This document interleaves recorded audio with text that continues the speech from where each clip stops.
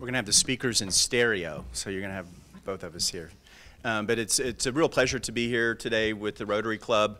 There's so many people to thank. The work in this community in restorative justice has really been like a barn raising.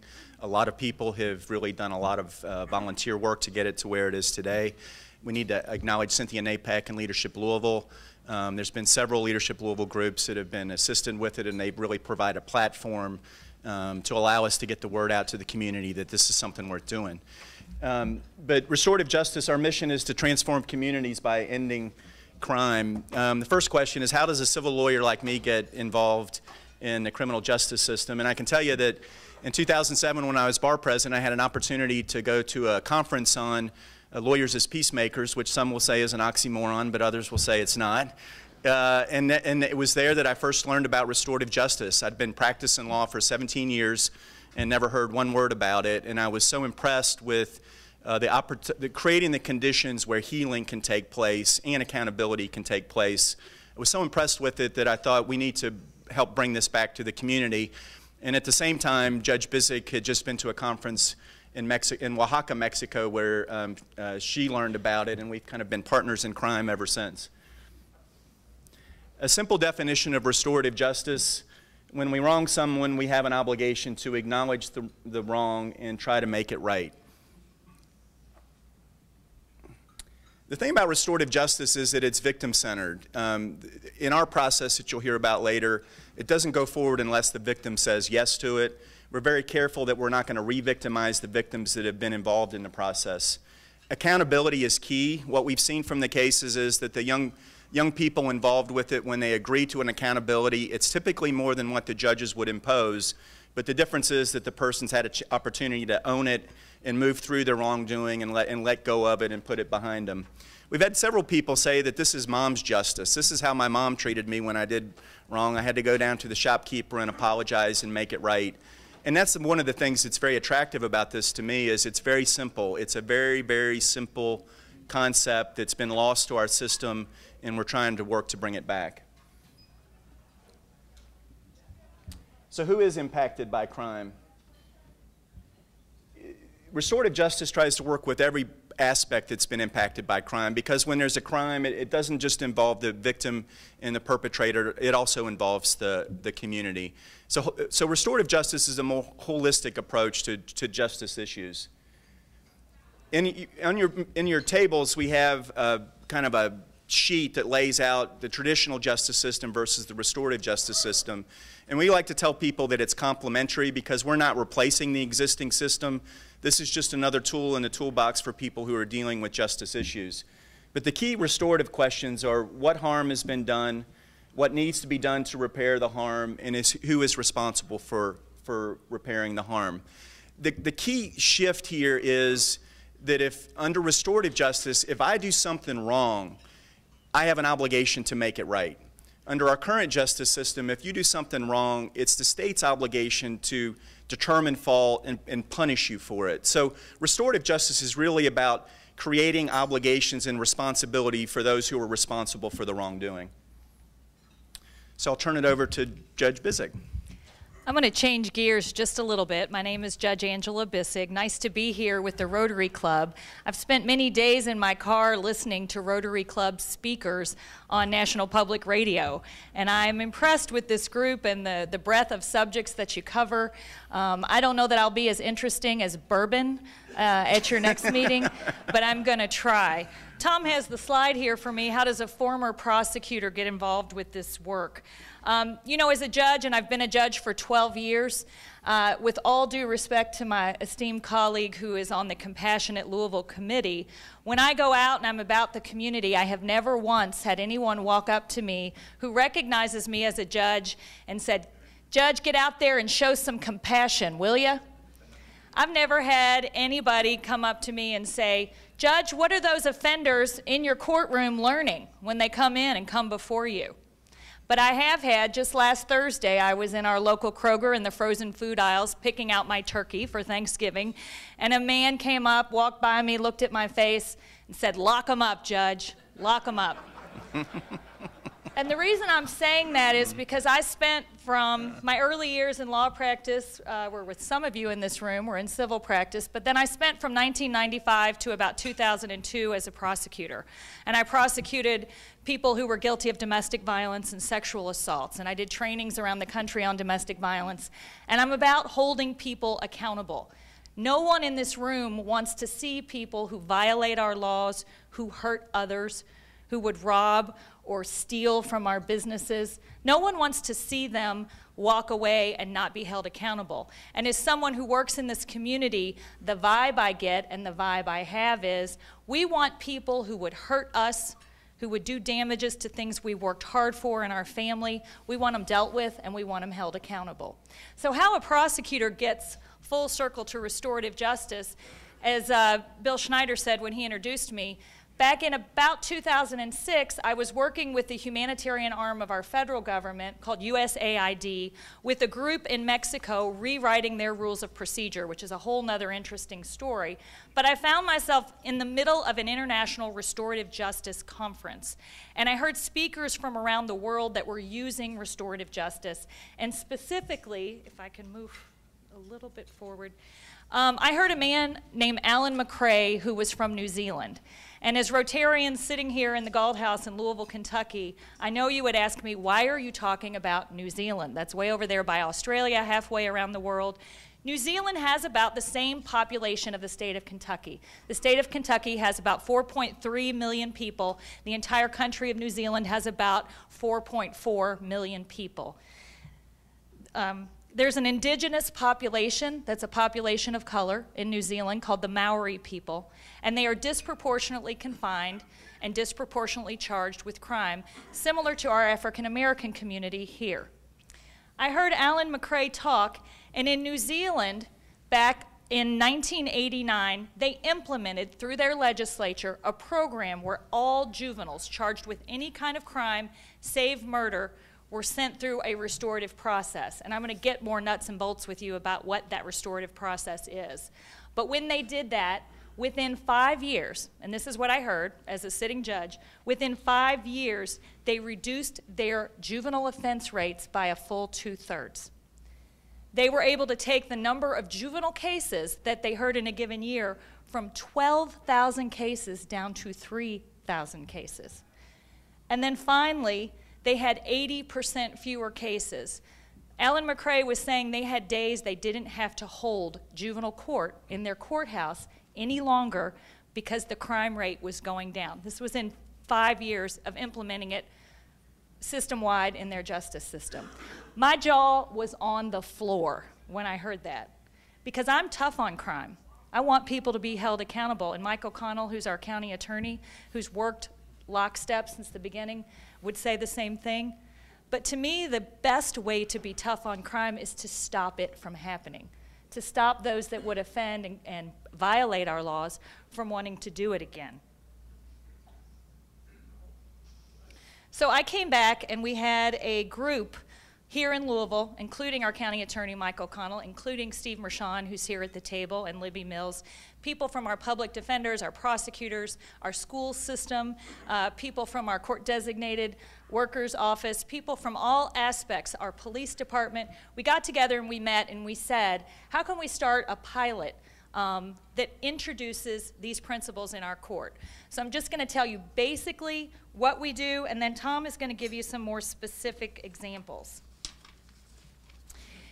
In a normal court process that comes before me as a judge, you have someone that's offended, you have a victim, and you have a prosecutor and a lawyer for the person that's offended. And in court, the two lawyers get together. In the majority of cases, they talk about the strength or weakness of the case, and they'll bring before the judge some kind of plea agreement. This person's going to serve some time, they're going to do volunteer work, they're going to do any number of things to be held accountable, and everybody goes on their way. We go to great lengths in court to keep offenders and victims apart because the victim is often fearful of the offender, and we don't want them to have to be face-to-face and feel worse. Restorative justice has what's called a family group conference, and this is what we learned from New Zealand.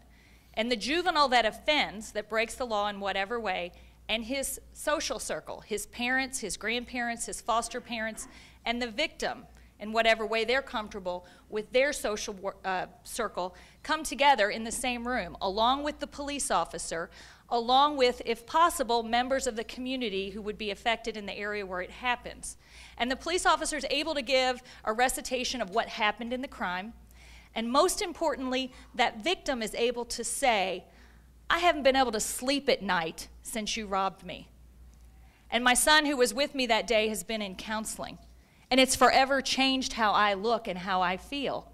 And that offender and his family is able to hear that.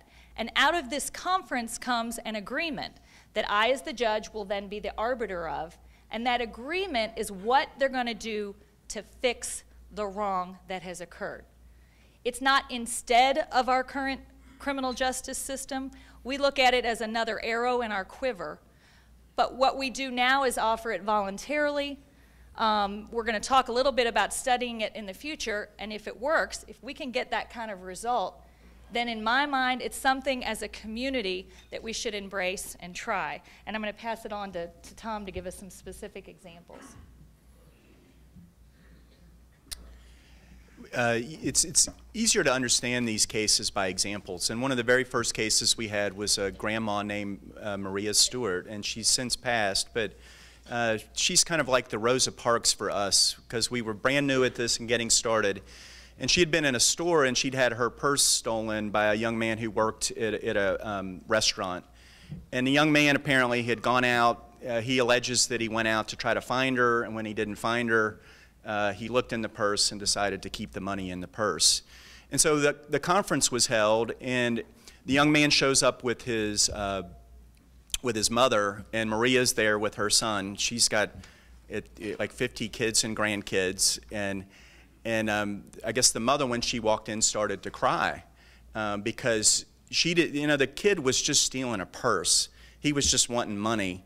And they realized that literally they stole her Christmas. I mean, it was all her Christmas money, about $500 or $600 was in this purse. And she actually had pictures of some deceased children in there, things that could never be replaced.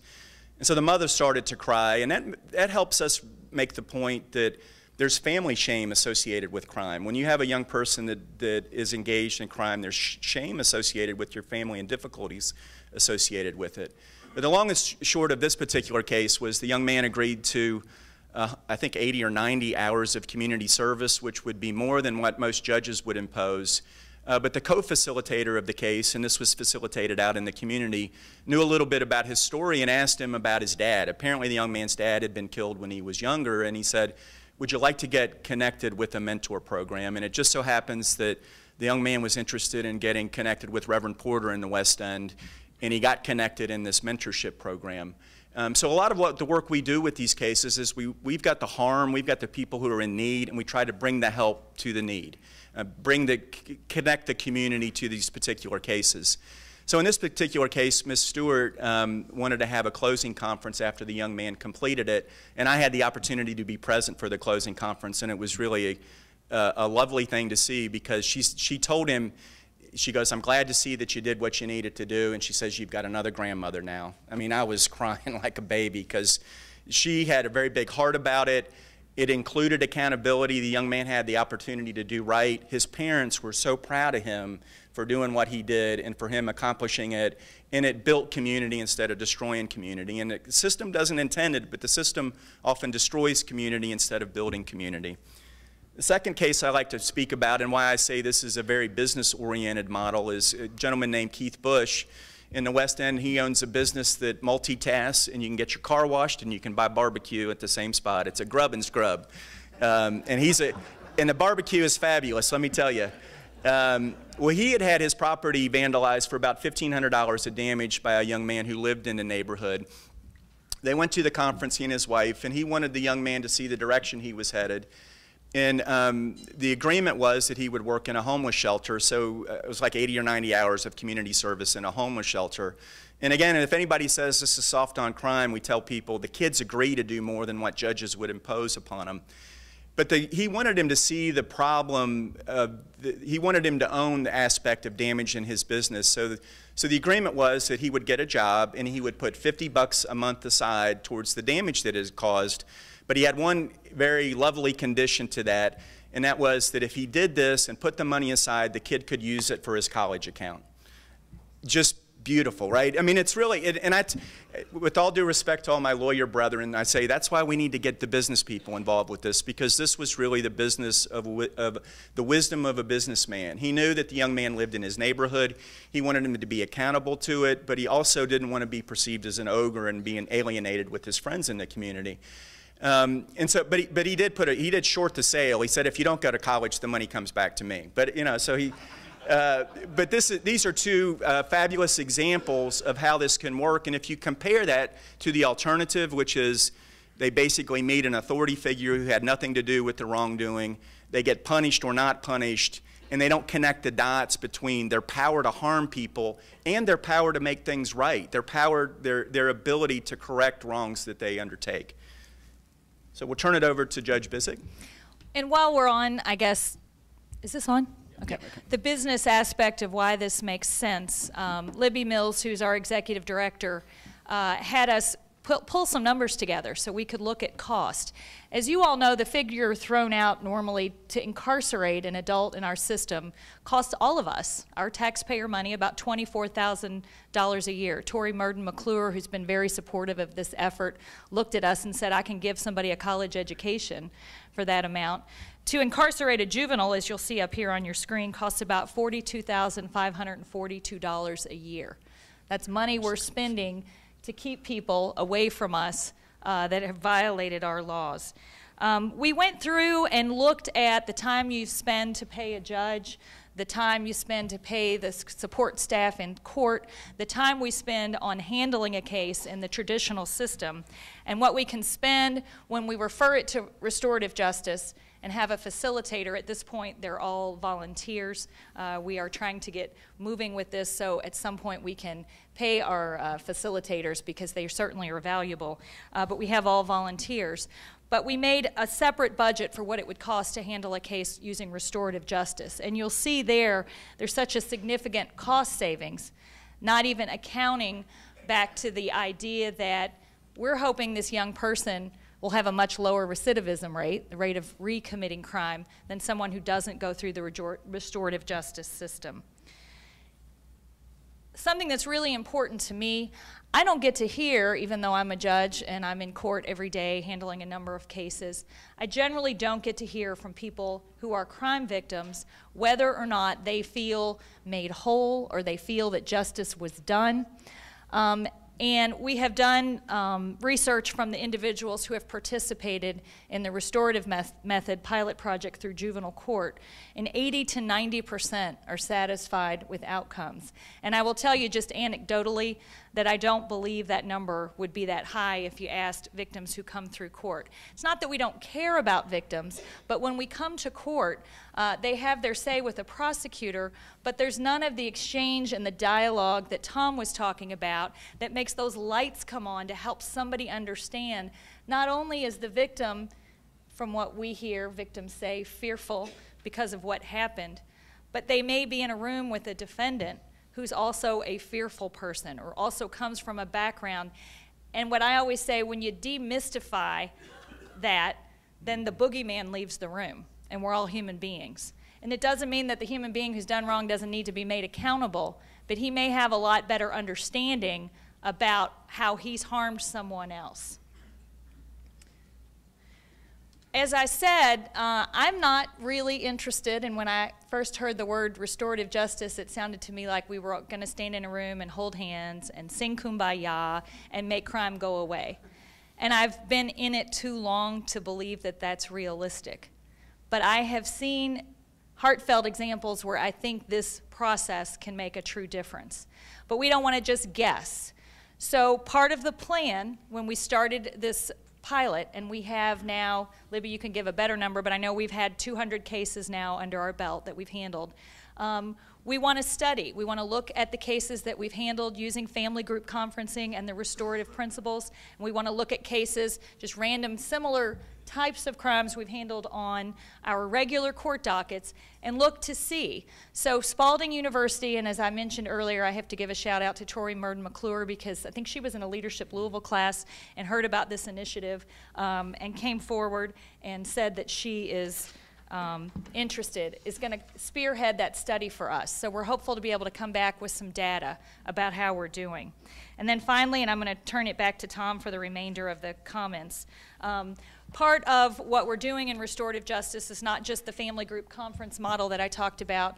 Libby has worked hard in certain communities, in certain areas where there's a lot of crime, to work on making community accountability boards. Again, this is making the process more victim-centered, making the people who are affected by the crime have a larger say in the outcome of what happens. So if you hear about community accountability boards, they are part of this movement.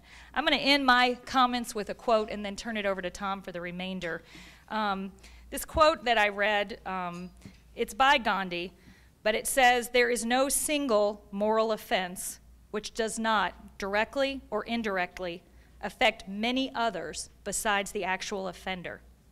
Hence, whether an individual is good or bad is not merely his own concern, but really the concern of the whole community, nay, of the whole world."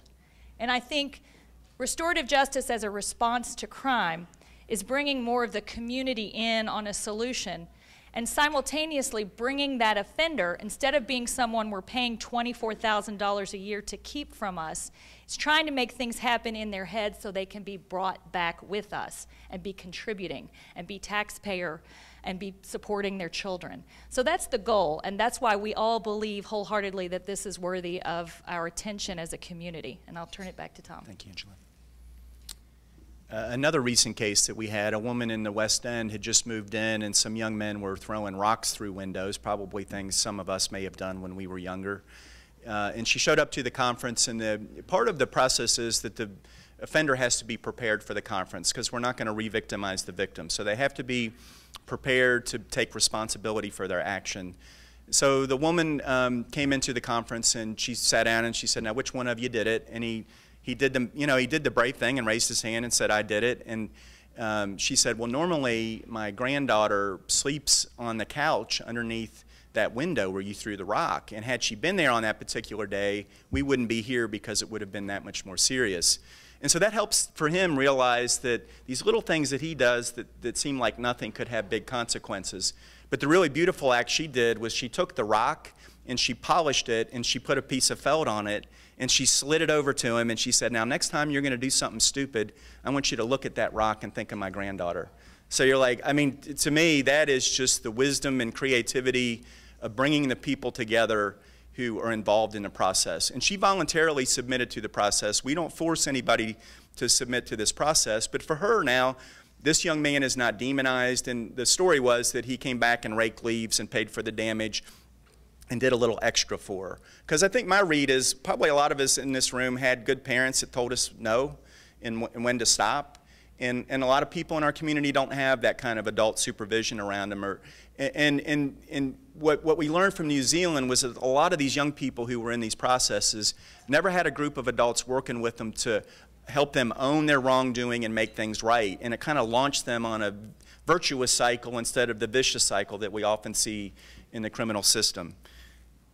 Some comments that we received from a person who was harmed. This was our time to be heard. It was different and helpful to have the power to say we want them to do this and to know it would be honored. So that was somebody who was offended. And then one of the young people, "It changed my views on life. You don't really know what someone is thinking until they tell you, or you get inside your brain." So restorative justice, really it's not a program, it's a philosophical bent. When I started practicing in 1990, there was this thing they called mediation that some of the lawyers were talking about, and I remember some of the senior people were like, "This mediation thing's never going to work. I don't need somebody to help me get these cases resolved." And now, 20-something years later, almost every civil case is mediated. Really, restorative justice is not a fix-all for everything, and not all these cases work, as well as the ones we've talked about. But it's a tool that we need in our toolbox for cases that are appropriate, for situations that are appropriate. And I know everybody in the room that works on this, including John Mulder in the back, who's a Rotarian and a member of our board, and Mac McClure and Tori have been amazingly supportive. The dean at U of L Law School is teaching restorative justice to law students now. I think everybody in the room who learns about this is very interested in seeing it happen. Just a final little comment. We did have a chance to talk to our elected officials in Frankfurt this year, and one of them is very conservative, one of them is very liberal. We were able to persuade both of them that this is the type of thing that we should do, because it's not about right or left. It's about changing people's actions. We spend 2/3 of our state budget on incarceration. We have to start to look for ways to not just to ostracize and ignore people, but to get people to own their wrongdoing and move through it to a better resolution. So we're delighted to take questions, and this is really a fabulous opportunity for us to be here today with Rotary. And I know Libby and Mike and the rest of our crew and John, we all be glad to stick around and talk further. And we have some fact sheets and information over on your on the desk on the way out if you'd like to receive them. So thank you.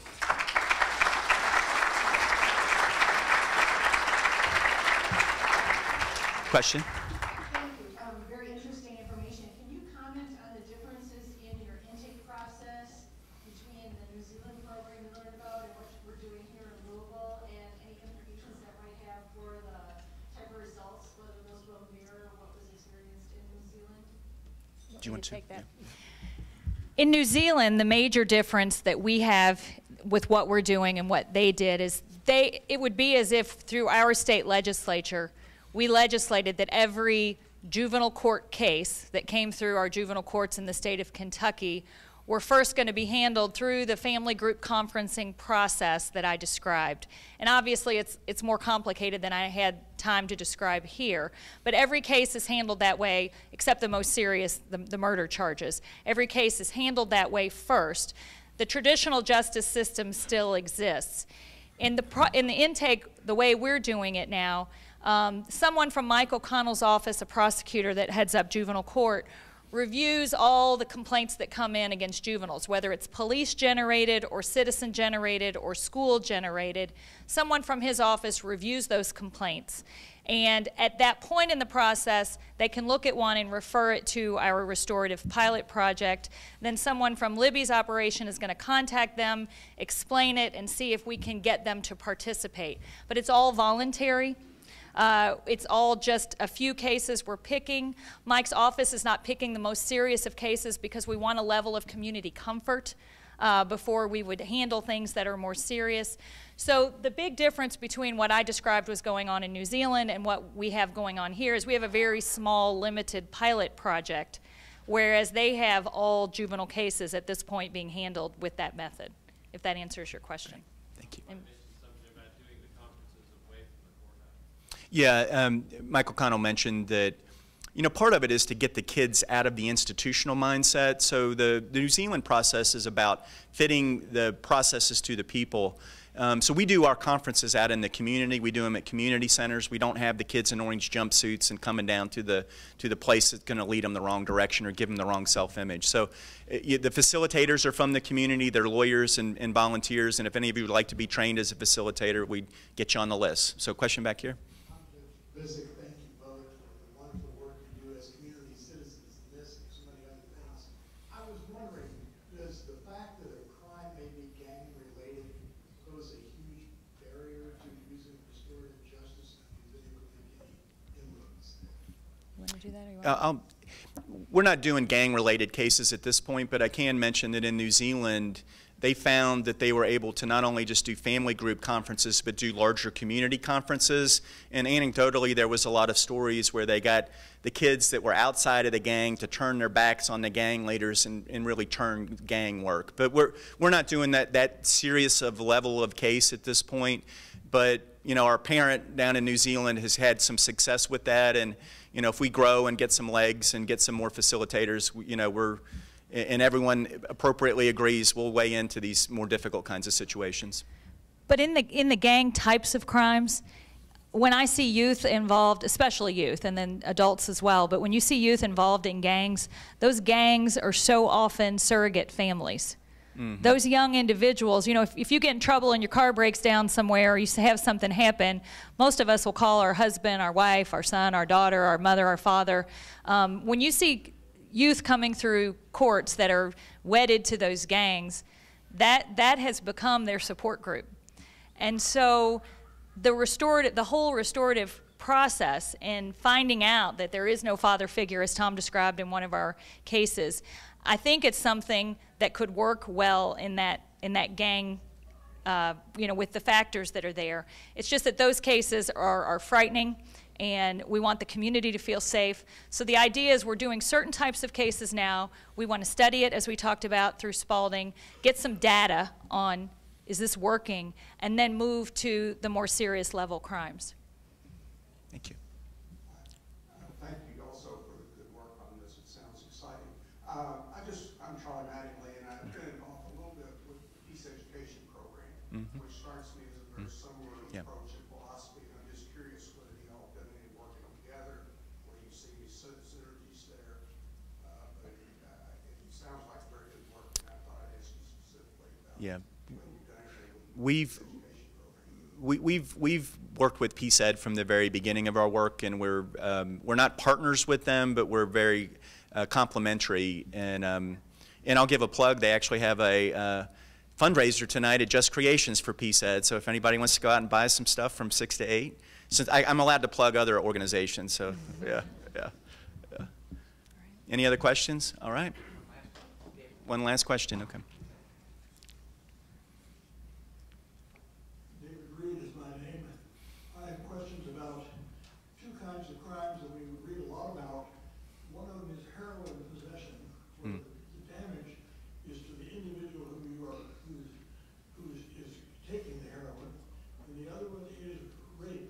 Is there any way that restorative justice works in these kinds of situations? You can speak to that. Okay.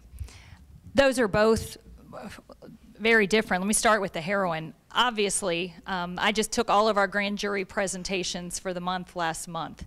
So in the community, I see every day all of the crimes, all the felony crimes that are charged. And heroin is a huge problem. Heroin is a huge problem. It's less expensive than some other drugs individuals use. It has become easier to get your hands on, and people are dying when we see people coming through court. Drug addiction and substance addiction, you know, people just can't man up, tough up, and get over it. It requires treatment. It's going to require being in a program. It's going to require likely a sponsor. And so obviously none of those things dealing with the heroin issue are things you could resolve with accountability in a family group conference. But I do think the awareness, you know, I guess I would liken it to an intervention in the drug substance abuse arena. I think it could be a starting point, restorative justice, for, as Tom said, we're trying very hard when we establish these conferences to get the people we need at the table to address the issue. If it's in a school or a neighborhood, we want the people from that neighborhood. If drug addiction is causing the theft, if drug addiction is the root core of the violence, then obviously that drug addiction is going to need to be met head on and dealt with. And so as part of a restorative process, I may not know that as a judge in a criminal court when I'm looking at somebody charged with breaking and entering into someone's home and stealing things.